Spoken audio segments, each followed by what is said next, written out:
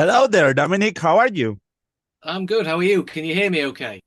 I can hear you well. Thank you. Brilliant. How are you doing? You okay?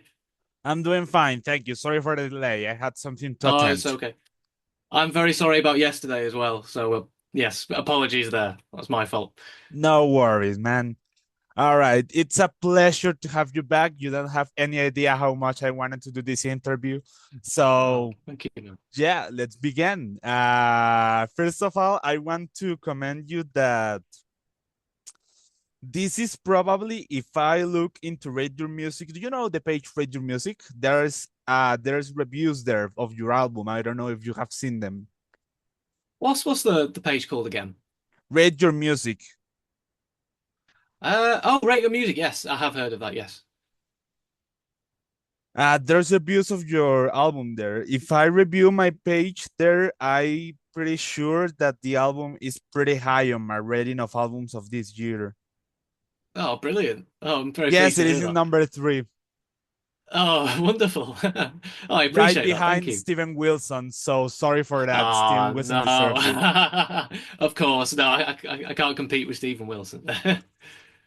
And that's actually how I wanted to start this interview.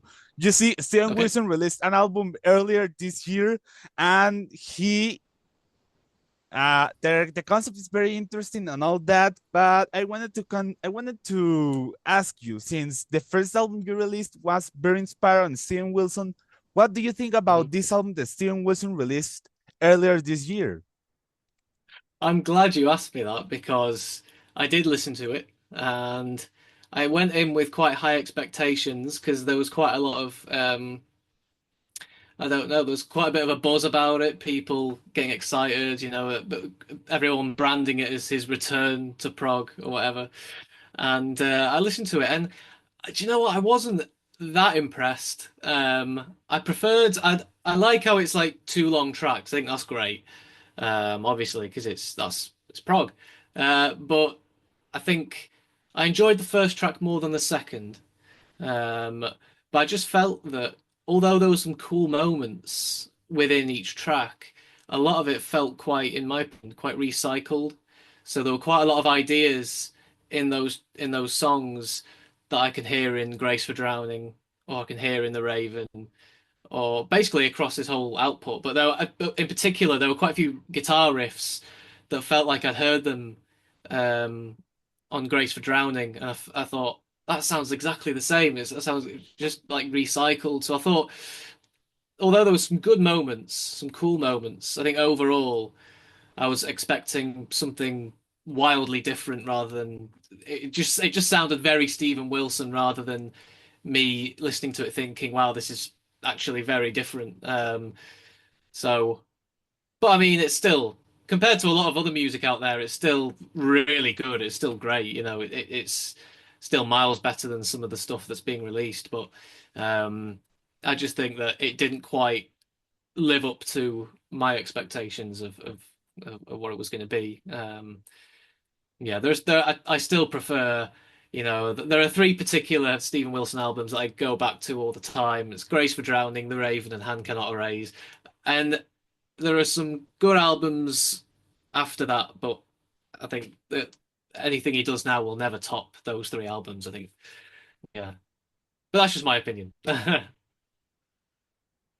understand. I just wanted to know what you thought about the album because, as it's concerned for me, I think it is Yeah. not exactly one of his best outputs. Matter of fact, I think Mm. it is pretty weak compared to Yeah. his best outputs. But I think it is a Yeah. return to form after what were two pretty good albums, pretty experimental, but not exactly Yeah. his best. Yeah, I think I liked bits of the Harmony Codex. I didn't like all of it. I thought some of the songs just felt a bit bland. But one song, Impossible Tightrope, that's a great song. And I thought, more of that. And I think I'd have really liked the Harmony Codex more. Um, but I prefer Impossible Tightrope over the stuff on the overview because I think that actually did sound quite different for Stephen Wilson. Uh, And I actually really enjoyed the Future Bites as well. I like that album. I think a lot of Stephen Wilson fans think that that is his weakest album. And maybe it is. I don't know, but I enjoy it. I think it's really good. There are a couple of songs that aren't as strong as other ones, but I think overall it works as like a concept. Yeah. Uh, but yeah, again, I think it would be nice if he released something, I don't know, that was completely left field, completely just crazy and wacky and a bit more avant-garde, I think. But I would say that because that's the sort of music that I feel like I compose. So maybe I'm just I don't know. Uh, he should release what he wants to release. That's what any artist should do. Go with what your gut's telling you and release whatever you're composing in the moment. I don't know. Yeah. But I think overall, I still enjoy listening to Stephen Wilson. I'm seeing him this week. It's on Sunday. I'm seeing him live because he's currently touring. So I'm looking forward to that. That should be good. I'm missing him, so good for you. Hope you enjoyed. Yeah, thank you, man. Yeah. But yeah, let's go back to you. This album that you released, Placing Revelations, was a Hmm. pretty surprise for me. I expected you to take longer with a release for an album, but no, you released it Right. Okay. almost less than 2 years after Impermanence. So Yeah. let's talk Hmm. about it. Impermanence. In Impermanence, I said that you were very inspired for Steven Wilson, as you previously stated, Yeah. specifically the bits of Grace for Drowning and The Women That I Refuse to Sing and Other Stories. Yeah. But in this album, I felt that you let go all those Steven Wilson inspirations, that you basically got it out of your system, like Devin Townsend must say, and that Yep. you basically try to embrace other styles, specifically Van der Graaf Generator and Yeah. Mr. Peter Hamill. So please tell Yes. me the inspirations for this album, besides those two, or along those two, what were? Well, yeah. I mean, I think I'm really pleased that you said that you think the Stephen Wilson influences have been dulled down because yeah, I think since Impermanence I haven't listened to Stephen Wilson as much, whereas I have discovered Van der Graaf Generator because when I was doing Impermanence I didn't really listen to much Van der Graaf. Then I really got into them, and now they're probably one of my favorite prog bands of all time. They're great, with Porn Hearts in particular being probably at the moment my favorite album of all time. It's brilliant, and I really like all aspects of the instrumentation and the way they compose. I just like how sort of dissonant and chaotic and quite dense sometimes that their arrangements can be. And obviously, I like Peter Hamill's voice. I think he's got a wonderful voice. I think it's really expressive, really dramatic. Um, and it really contrasts some of the sort of vocal styles you get today that I feel are very vanilla, quite bland, quite sort of the same. I think nowadays people sort of, while they might have a great voice, it's just sort of the same kind of style of singing, which is often quite sort of I don't know, um, just sort of standard singing. I don't know how else to sort of describe it. But whereas Peter Hamill, he's got it's sort of um,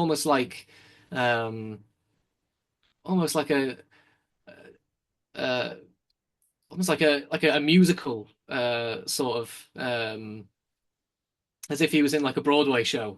That's how I describe it. But it's just full of color and full of imagination. And I think for for Blazing Revelations, and I wanted to challenge myself not to sing like Peter Hamill, which a lot of people have been saying, which is fair enough.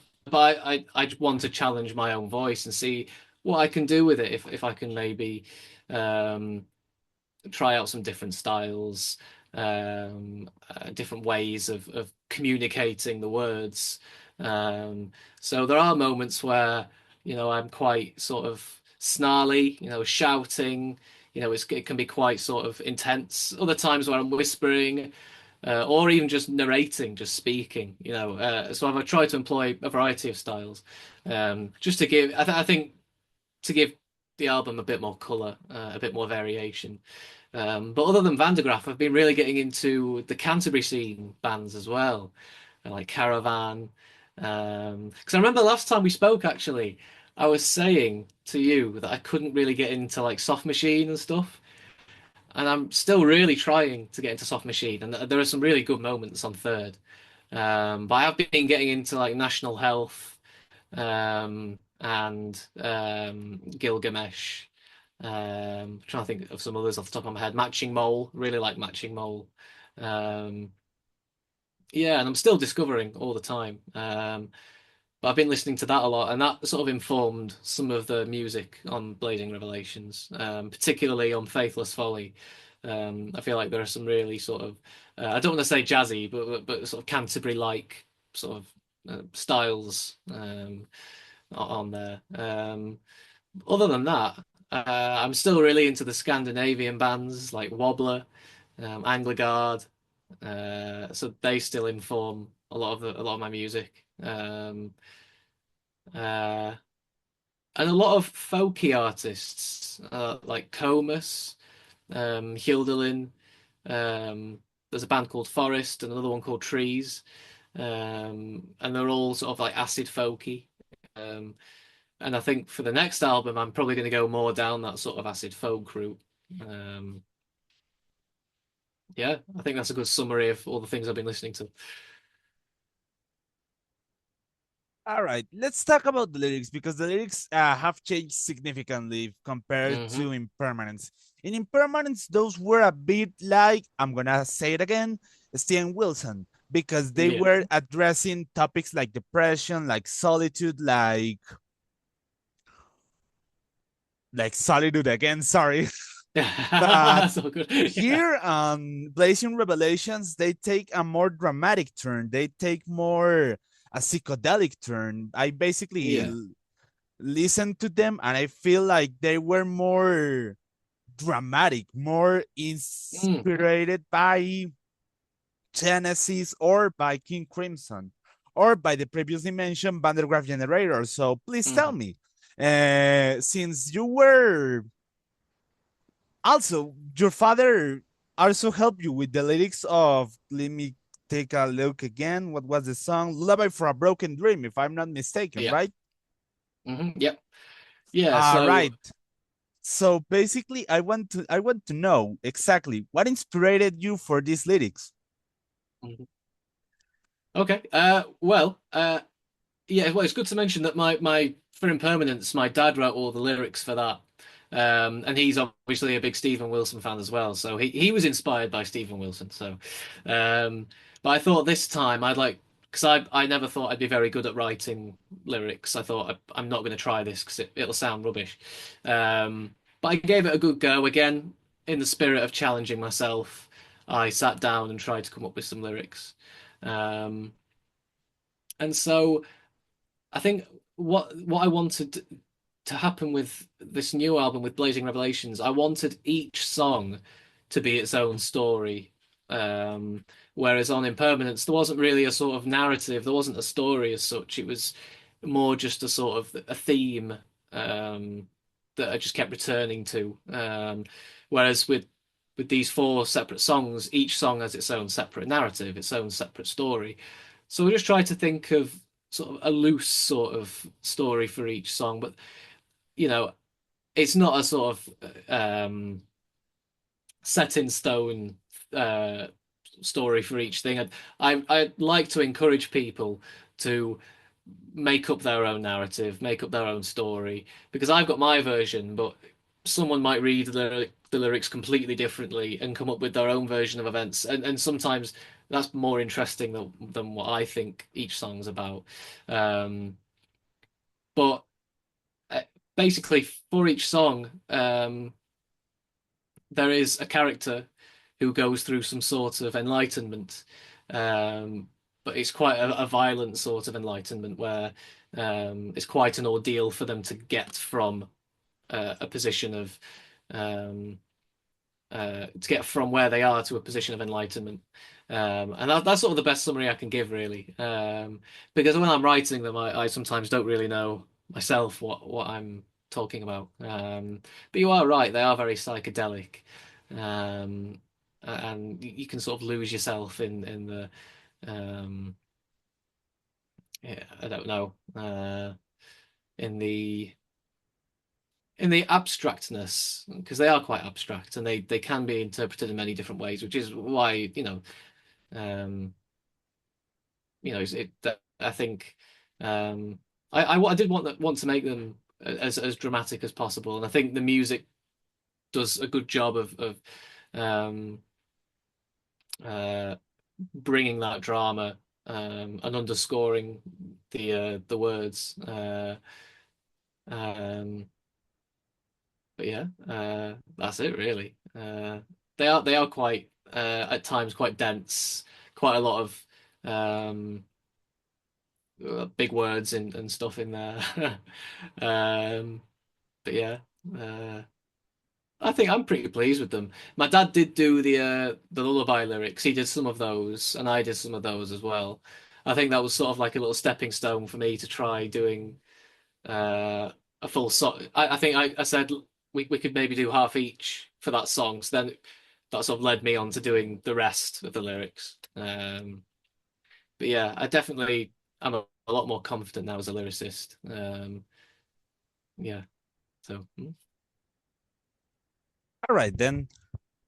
Thank you for the information. Basically, there are two songs I want to commend because they are my favorites on Blazing Revelations, okay. and those are "Faithless Folly" and "A Right of Wrongs." Not to diminish from the Weeping Cradle and "Lullaby for a Broken Dream," they are Hmm. amazing, but in my Thank opinion, you. "Faithless Folly" and "A Right of Wrongs" are some of your finest achievements on Oh, your thank you. catalog, along with the final song of Impermanence, which is almost insuperable. It was amazing. Oh, thank you. Specifically, the quiet moment in which there are some scenes that was beautiful and it almost made me cry. But Oh, basically, thank you. let's go back to Faithless Folly and A Right of Wrongs. Specifically, Faithless Folly. Let's begin with this. Okay.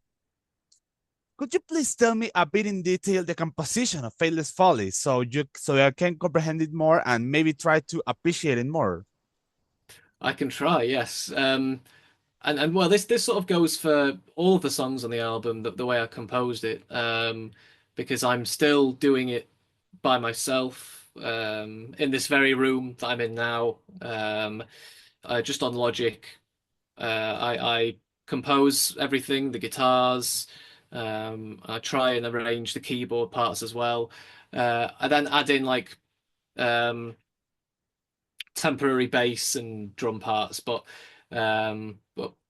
what ends up happening is I get this demo together, which I did for Faithless Folly, and then I present it to the band, and I say to each member of the band, you can basically do whatever you want with your own parts, as long as you don't try and change the composition itself, as long as you don't suggest that I don't know, for example, scrap a section here or add a new section here or move this section here. There's none of that. Like the composition is fixed, but with your own sort of instrumental parts, feel free to do whatever you want because I can't play drums, I can't play bass, I can't play piano, and I can't play the saxophone or flute. So it feels wrong of me to to say to each member of the band, you have to play exactly this for the whole song.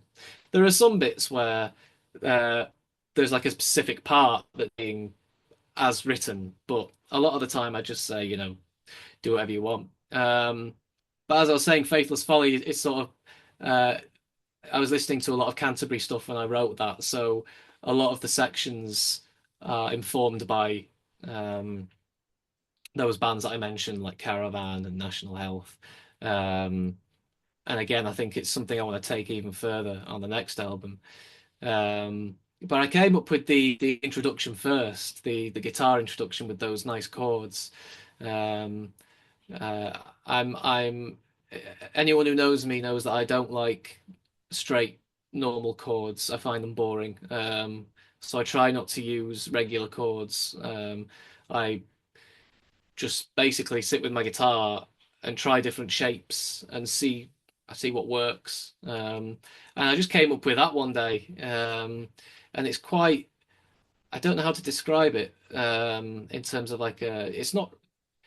It's not. I don't know if it's really atonal, but probably not atonal, but it definitely messes around with key signatures and stuff. And um, the chords are quite crunchy, lots of dissonant notes in there. Um, and then from there, you go into the next section, which has some whispered vocals, and it introduces like the main sort of recurring theme of the song. Um, but I tend to write a lot of the sections and then put them together rather than sort of writing in like in a continuous flow, which I think you can detect in the writing because there are there's a lot of music to take in and you do go from one thing to the next. Um, but I like that. I don't like music that repeats stuff too often. If it, my sort of thinking is if a section of music is going to repeat, um, then fine, but let's try and change it up somehow. Let's dress it up in different clothing. I think that's the best way of describing it. So a lot of people will say that it just goes from one thing to the next, but actually, if you listen carefully, there are quite a lot of repeated sections, but I'm dressing them up in completely different clothes, so that it's deceiving. It makes you think that the song is changing all the time, and it's not necessarily changing. It's just evolving, and you can hear stuff that you could hear earlier on, but just in a different way. Um, uh, so yeah, so when I'm composing, I try with each section, like I did with Faithless Folly, to uh, to make sure that I'm bringing things back so that it feels cohesive, but in a way that is interesting and adds plenty of variation. So with Faithless Folly, because there are quite a lot of individual sections, I have that theme that keeps on returning, whether that be on the saxophone or on the guitar. Um, but I think by far my favorite bit is there's like a sort of uh, jam near the end, and then it goes from the jam we go back into a section from earlier on, but it's more dramatic and there's a huge sax solo. And there's like these huge phased guitars. Um, and it just brings everything to a really nice climax before the earlier vocal section then comes in and it's all sweet and reflective. It basically comes full circle. You go by the time you get to the end, you've returned to the start. Um, So it is a very cyclical song, and maybe it could go on forever. I don't know. But I think that's the best way of describing what happens in the song and how I came up with it. All right, then let's talk about Right of Wrongs because that has one of my Mm. favorite moments in the album, and that is the violin. The violin that has the Okay, song is incredibly. It's like both haunting but at the same time beautiful. I don't know. It's okay, basically like underground generator once again. That kind okay, of nice. that kind of music that you can find on what was the album called again? It was the album without David Jackson. When they were Without only David called Jackson, Bandergraph. yeah, is it? Because they did that live album Vital, and that was with the violin. I'm not sure because I with Van de Graaff I go up to Still Life, and then I sort of lose touch. I've listened to some of World Record. But it just doesn't really have the same appeal to me. And then I think after that is when it is the album you're talking about, but I can't remember its name. I haven't really listened to it. Yeah, but Um, basically what I mean is that this album reminds me a lot of that. Sorry, this song reminds me a lot of that album. So I don't yeah, know. yeah. Basically, it must have been a happy coincidence. So basically, It must have been, yeah.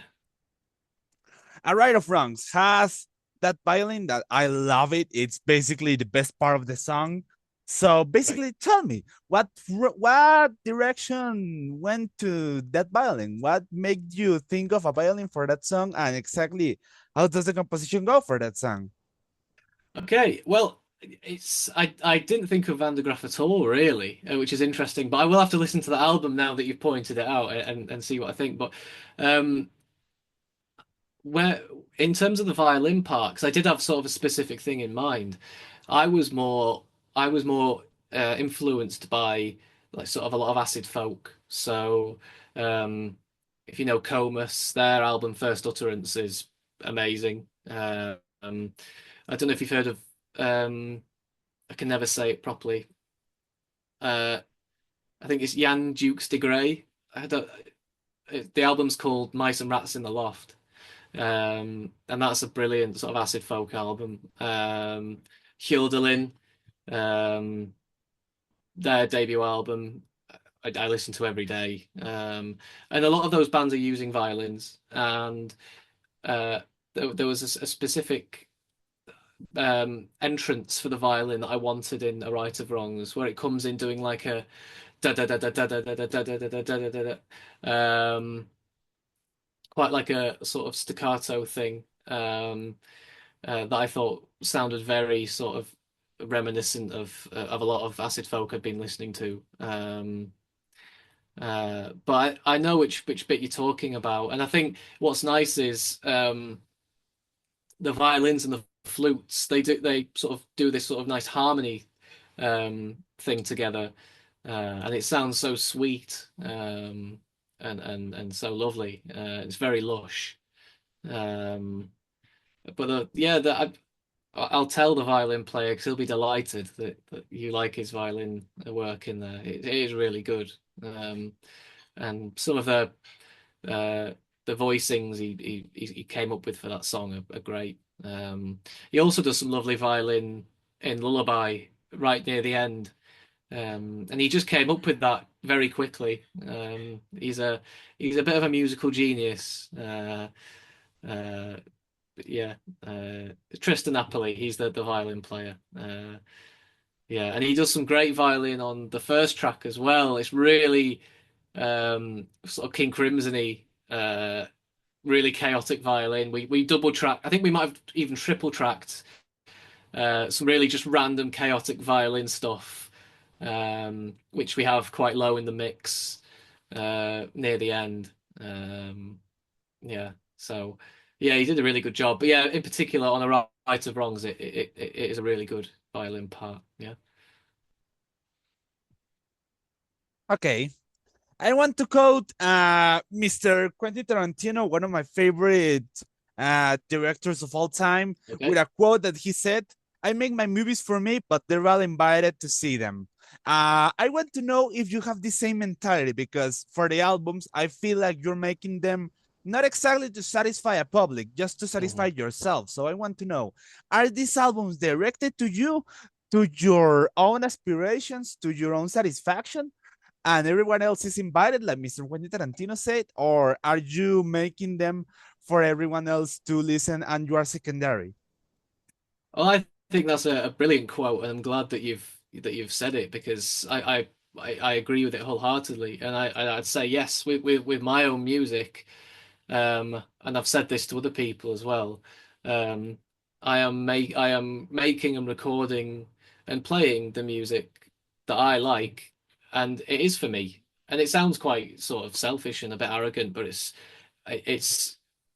it's what I compose what I want to hear, and if I like it, I like it, and I record it so that I can listen to it back and have it as like a an achievement of something, and I can listen to it and it can bring me happiness. And um, I say to people that if other people also like it and also want to listen to it and want to buy it and support and want to become a fan, then that's just a huge bonus. And it's so rewarding and humbling when someone says that they enjoy the music, like your good self, like when you came on the call and said that you like the album, it just it's a great feeling um and it's brilliant. But on the other hand, you are right. I'm not really catering for anyone. I'm not.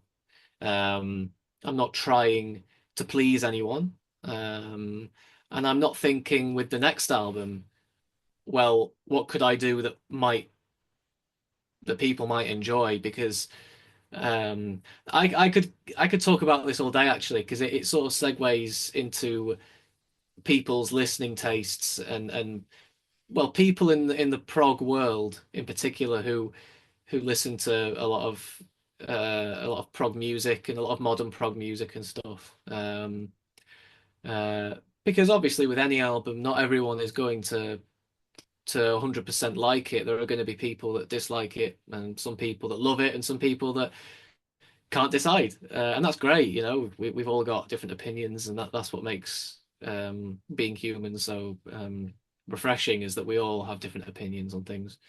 Um, but if anyone's, because a lot of people say with my music um, that it can be a bit too intense, that it can be quite challenging to listen to, that it's I think someone even said that it gave them a headache. And that's fair enough. It's like, yeah, it is. You're right. It is challenging. It is difficult. It's not easy listening.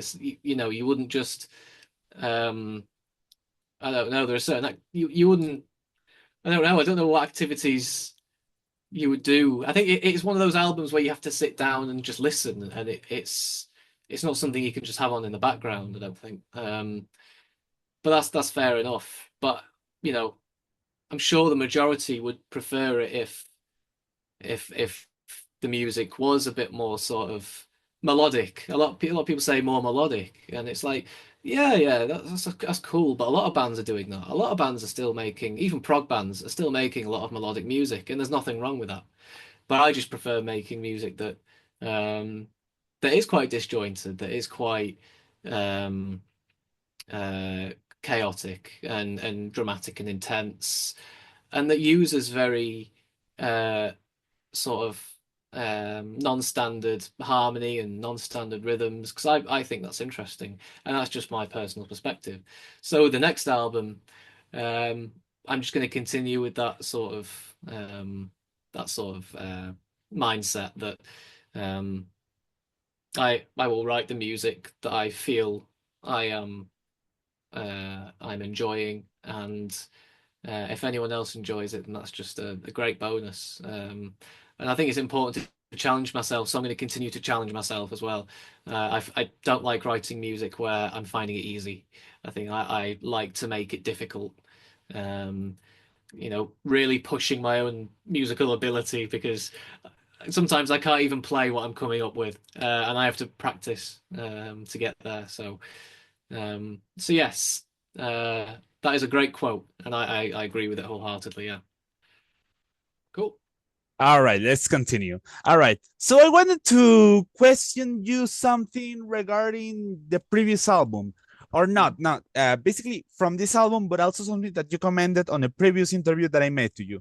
And that is that one of the things that you learned on the path to making the album was to have trust and basically uh give give a more credit to your session musicians.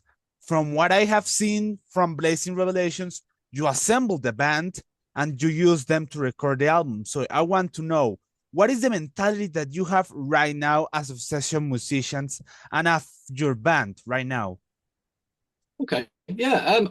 Well, two of the band members from Impermanence are still, they played on Blazing Revelations, and they are in the band. Uh, a bit but with I think when I was recording Impermanence, I never, it was never an intention of mine to really play it live or play any. I didn't know how that would be possible. I didn't even know any keyboard players. Um, so, and I didn't know how I would arrange some of the songs for the stage, because they're not, they are quite, some of the arrangements are quite dense, and there's quite a lot going on, and so trying to make that appropriate for a three or four piece band, I wasn't sure about. But when it came to Blazing Revelations, the whole band thing sort of came more of a prospect because of the way we recorded it. So this time rather than recording each separate instrument one by one, we recorded it live in a room. Me, the drummer, and the Oh, bassist. really? Yeah, yeah. So we did that live. But we did it in a way where there was still some separation. So we had me in one room, and the drummer and the bass player in another room. So that we didn't get much bleed. So it still has that sort of energy, but we could control things a bit more in terms of mixing and stuff.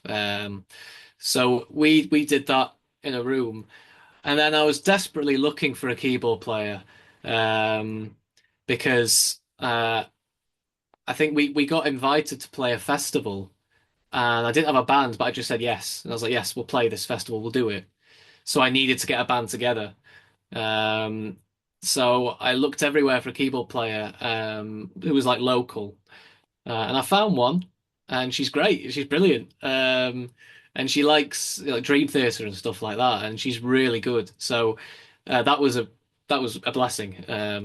So that's MBA. She's a brilliant keyboard player. So we got her in the band, and then I asked my old university lecturer um, to uh, add some saxophone and flute parts because he's also a big prog fan, and whenever I'd have like an academic meeting with him, we wouldn't and we'd end up talking about prog instead of talking about my progress at uni, which was quite funny. Um, so I knew that he'd probably be interested in maybe playing on some of the recordings that we'd done. So by that point we'd recorded all the tracks live. We'd got the keyboard parts ready to go, and so I went round to his house, and he played me all of the stuff he'd recorded, and it was brilliant. He a lot of his parts he added himself, so a lot of the horn parts were arranged by him, so that they're incredible. And I was really impressed with them, and we kept a lot of the stuff that he did.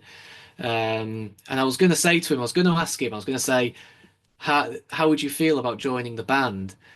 But I didn't have to because he got there first. He said, "Oh, if you need like another band member, like uh, then," and I was just like, "Yes, yes." I was like, "Please join the band." So that sort of completed the band that I've now got, and it is definitely more of a band now. I think that's reflected in the way we recorded it. It's reflected in the album package.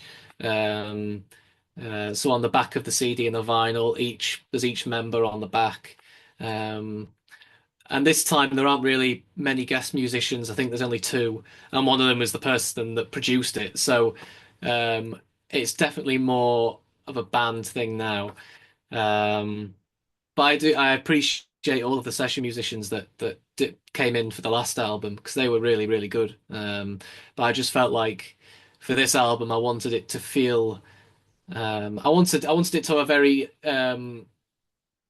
a 70s sound. So I think in order for that to happen, we had to be all playing in a room just like they would in the 70s. So we did that, and the producer kept that in mind, and he made it quite in terms of the production. It was digital, but he used some tricks to make it sound as 70s as possible. So um, yeah, so I'm very lucky that I've got so many talented friends around me who I've just met along the way in life, and who have been willing to contribute and help me out. It's brilliant. Uh, but yeah, but as a band now, we've played a few gigs. So we've done, I think, 4 or 5 gigs at the moment, including a couple of festival appearances. And we're getting stronger and stronger as we play. It's really good, and they seem to really enjoy playing the music as well, which is a bonus. And so for the next album, I'm going to try and keep that going. I'd like to record everyone this time, all together, which will mean that we'll have to rehearse the material uh, quite heavily beforehand. So, but I think it's great. I'm definitely keeping it. as a sort of solo project in terms of I'm still the songwriter, I'm still writing everything. Um, but again, band members are free to do whatever they want with the compositions that I give to them. Yeah, it's nice. It's nice it being a band, and it's great hearing everyone. It's great hearing us play the songs start to finish. Um, and some of the arrangements we now have for the songs are a bit different because we've had to change the arrangements to suit a live setting. So um, a lot of the songs have a few little tweaks here and there, just to because also it's nice when you're in an audience and you listen to a band and they play a song and it's got a few little variations in comparison to the studio cut. Um, so we have some little added um, things in there that really um, just give the songs a bit of a different color. Yeah, All right. Not a question, but a recommendation. As yeah, because I can go to festivals or events that you play live to because I live in Costa Rica and you live in England. yes. Uh maybe you could ask the organization that hosts the festival or something like that to give you the recording and I don't know, maybe release a live album. Well, it's funny you should say that because I'm in the process of I don't want to say too much, but I'm in the process of recording a live album so that we can have those songs, those same songs from Blazing Revelations, but performed in the way that we do it, and we can have them recorded, and then people can listen to it and hear us actually on the stage. And I'm going to try and get it videoed as well. So keep keep watch because I'm in the process of sorting that out at the moment. But I think with some of these festivals, they do offer like live stream packages and stuff like that. Um, like we played it's called Fusion Festival, which is a UK festival in like the Midlands of the UK. And they offer if you pay like a certain amount of money, you can watch the entire festival, the entire weekend with every act, um, properly filmed, properly the audio properly recorded. Um, so if you want, I can give you like a link to that, and you can look into that if you want. I will be very grateful, but yeah. Uh as a recommendation, please play like glass, the shard of glass falling through my fingers because I love that song, please. Do you know what? Do you know what? At some point in the near future, I hope that I've grown a bit more to the point where I can maybe venture out beyond the UK to do some gigs. Don't worry, I'll come to you first. All right. I have another question. Basically, what was it? Yes. Basically, I don't know if you are too kind of the modern prog scene bands like Haken, Caligula's Horse, or what other is there? Black Midi. I don't know if you've heard of these bands, but basically, I want to know your opinion on the modern prog scene, like with these bands and also bands that I haven't heard of. So could you please tell me what is your opinion on the modern prog rock and prog metal scene? Also, Sleep Token. I forgot to mention that. Could you please mention me what is your opinion on the modern prog scene? Um, I've heard of Haken and I've heard of Black Midi. I don't know about the others. I think for me, I used to love Dream Theater, and like Aryan and stuff like that. That was sort of my gateway into prog, really. Prog metal was probably a gateway into just sort of like the other prog that's out there. But nowadays I don't really listen to any prog metal. I don't listen to Dream Theater. I've not even listened to their new album really. Not yet anyway. I probably will give it a go. But no, I don't really listen to any prog metal. I've not listened to Haken at all, really. I've listened to some of Black Midi. I think some of that's quite cool. I like. I like again it's I like it for how chaotic it can be at times. It's quite unpredictable. It's wild. So I do like some of the Black Midi stuff. But it's not all my cup of tea, really. Yeah. In fact, I don't really listen to much modern prog. Apart from Steven Wilson, he's probably the most modern one I listen to. I listen to Wobbler, but even though they're a modern prog band, they're very it's very 70s influence. It's very retro prog, which is why I like them. Uh, I think the keyboard player he released a new album recently, and I listened to that, and it was great. So that's about as modern as I really get with prog bands. I keep gravitating back towards the 70s stuff. I'm still just listening to the 70s stuff, still discovering more 70s stuff. But there seems to be quite a big market for the prog metal stuff, and it seems to be very popular. I mean, the Inside Out record label, they seem to release loads of prog metal. That just seems to basically be a prog metal label at the moment. So it seems to be very popular, which is great, But I think I lost interest in metal generally, uh, probably about 5 or 6 years ago. Yeah, but again, it's great that we all have different opinions on these things, um, and that some people really appreciate the prog metal stuff. I appreciate it for how incredibly complex it is, and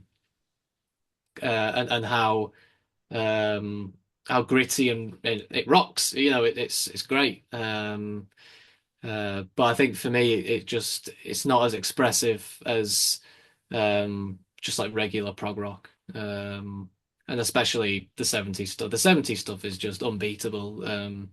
There's not a lot that I listen to that like modern prog that I listen to that I think, yeah, that's just as good or that rivals it, apart from Wobbler. I think. Um, but yeah, I'm very open to listening to lots of different music, and I do try and listen to as much as I can. And it's great that there's so much music out there that people are releasing. It's wonderful. It makes so many people happy, both artists and fans, and it's great that everyone has their own tastes and can listen to different things, and there's a band catering. There's a genre that's being done by there's no genre untouched, and it's great that there's so much music out there for people to digest and stuff. So yeah, while I'm not particularly into prog metal, I can certainly appreciate it.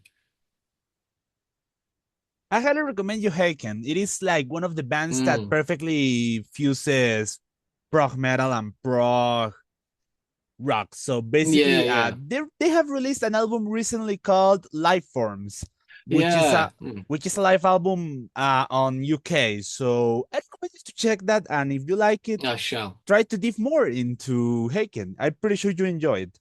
But I'll yeah, I'll have a listen. Yeah. I wanted to ask you a question about your life career because, like I told you before, and I quote myself, I consider you myself the future of prog music, which is a Oh. quote that I do not regret at all, even though it sounds kind of pedantic in a way. So, but I still consider you that because you are incredibly talented and you are one person that is gonna be one of the most important figures on the future, I consider. But Wow. basically, I want to know your stage act, your life act.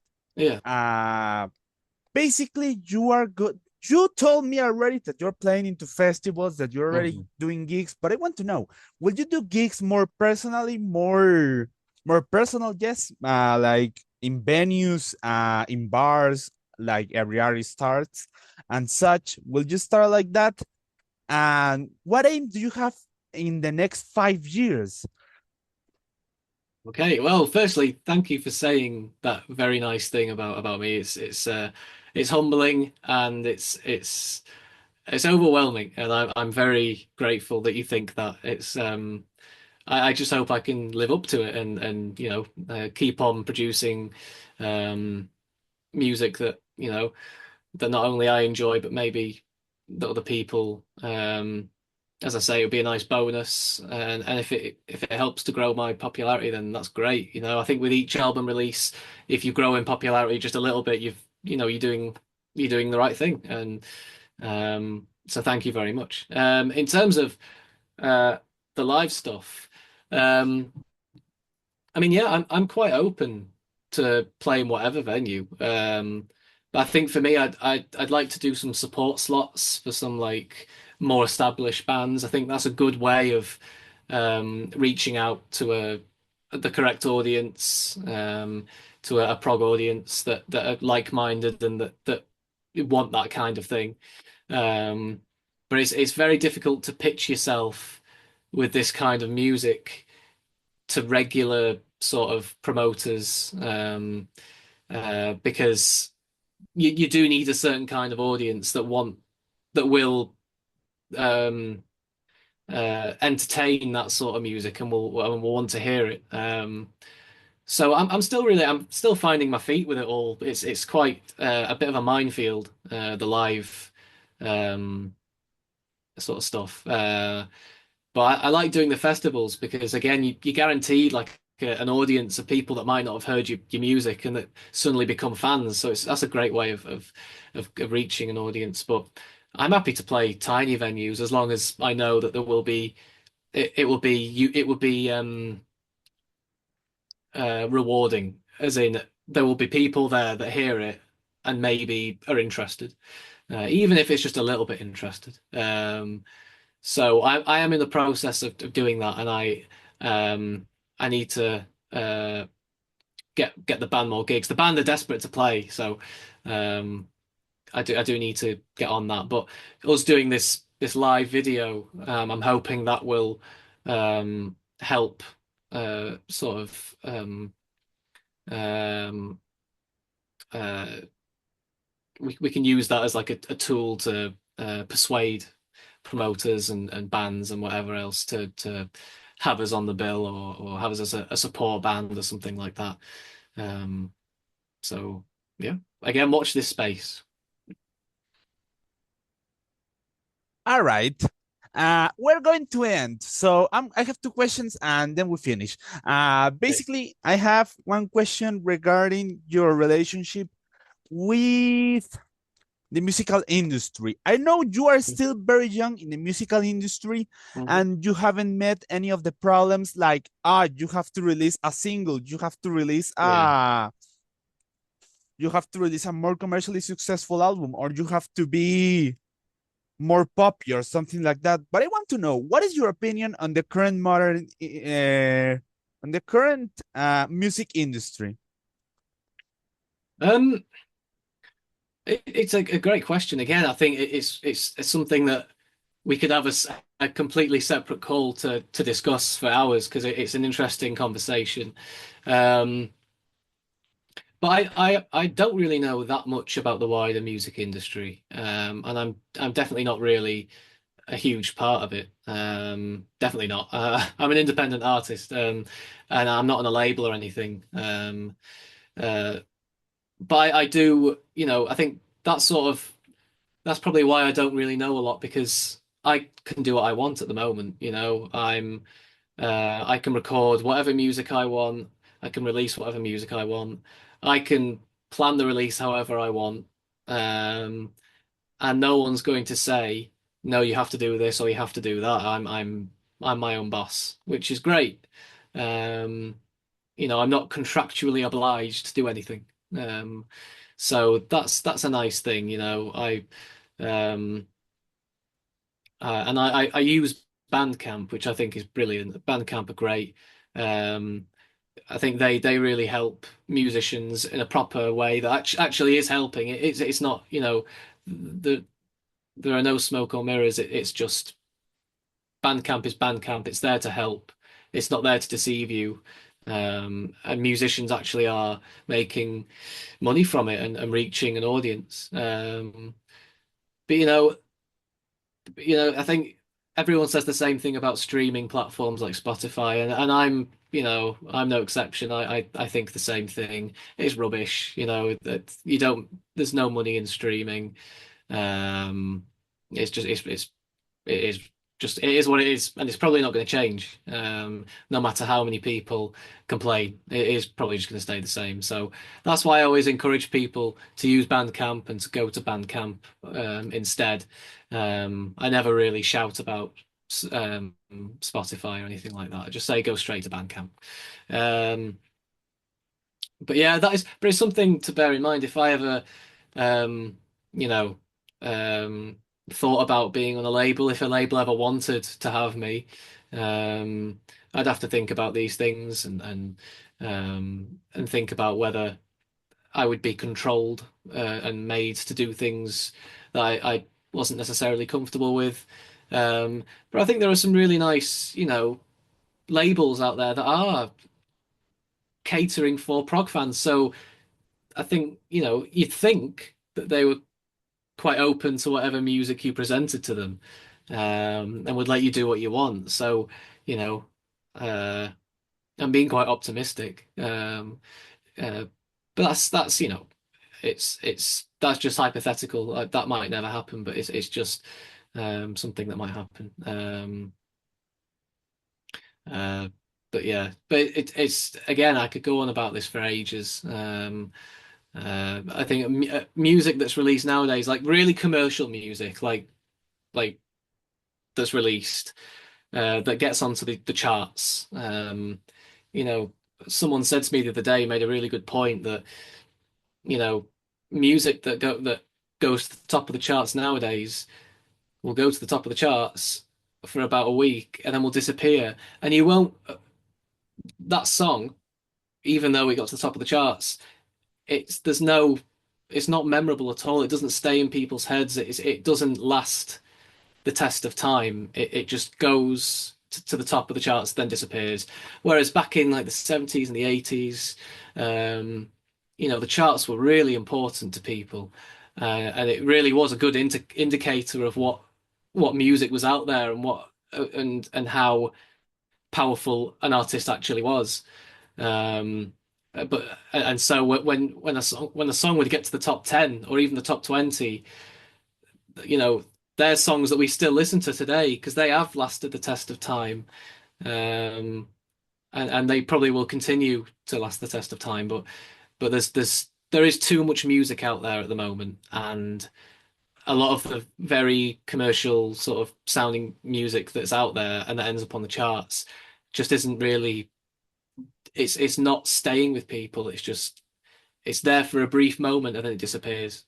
Um, and I feel like that's what people want. That's what people like. It's just that's what they seem to like anyway. It's just music um, that they don't have to pay much attention to. Um, that doesn't last too long. Um, yeah, it just is what it is. Yeah, I don't know why that's happened. It just has. But yeah, but before I get into any more, I think I'll stop there with that. Hey, Dominic, just one last question. Yeah. And I want to question you. This is what I tend to end all my interviews in. What do you see for the future for yourself? Um, that's a great question. I think really nothing too grand. I think really I would like to because I'm currently writing a new album. And so I would like to finish composing it. I'd like to present it to the band. I'd like to rehearse it, record it, start getting the ball rolling for album three, and then I'd like to release it. And I would just like to increase my fan base, and that's about it, really. The near future, anyway. I'd like just to reach a wider audience, just to find more of those people that perhaps would like my music and would like to support me and to keep this going because it would be nice to just keep this going, keep growing um and make more of a name for myself. But if that doesn't happen, then that's fine. Again, I've my main aim is just to record the music for me and have it there to listen to, and that's it really. So if that doesn't happen, if somehow the third album just ends up being shocking and no one likes it and only I like it, then that's how it is, and that'll be fine. But we'll see what happens. If I can just gain a few more fans in the near future, then I think I'd be very pleased. All right. Uh, any question you would have liked me to ask you during this interview? Um, no, I think you've been very thorough. I think you've asked just about every question I was hoping for. I've managed to waffle on about as much as I can, so I think you've done a great job there. Thank you. No, that was it. Just one last request. If you ever become famous or if you ever have the money to do it, please come to Costa Rica, please. I I would be very will. grateful to see I you will, live. man. Don't worry, I definitely will. Because Steven Wilson is ignoring us and I don't want you to ignore us. Oh, why is he ignoring? Why is he ignoring it? Yeah.